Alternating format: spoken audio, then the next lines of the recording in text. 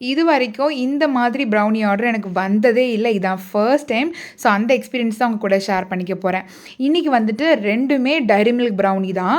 Diary milk ப்ரௌனியில் என்ன புதுசு இருக்குது? இது ஆல்ரெடி உங்கள் சேனலில் ஹிட்டு தான் நீங்கள் நினைக்கலாம்.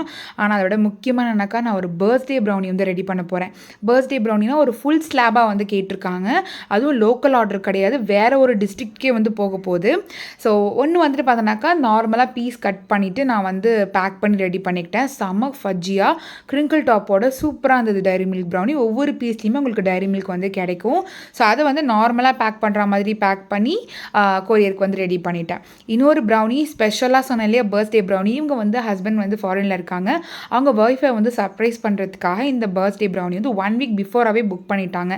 நானும் தகுந்த மாதிரி எல்லா ப்ரிப்பரேஷனும் ரெடி பண்ணிக்கிட்டேன். ஸோ டைரி மில்க், அப்புறம் சாக்கோ சிப்ஸ், அதுக்கப்புறம் வந்துட்டு ஷார்ட்ஸு எல்லாமே வந்து போட்டிருக்கேன். கனாஷ் வந்து போடலுமே, ஏன்னா கனாஷ் தான் மெல்ட் ஆகிடும் இந்த டெம்பரேச்சருக்கு. லோக்கல் ஆர்டர்னால் கண்டிப்பாக கனாஷ்லாம் போட்டு இன்னும் பிரமாதமாகவே பண்ணிடலாம்.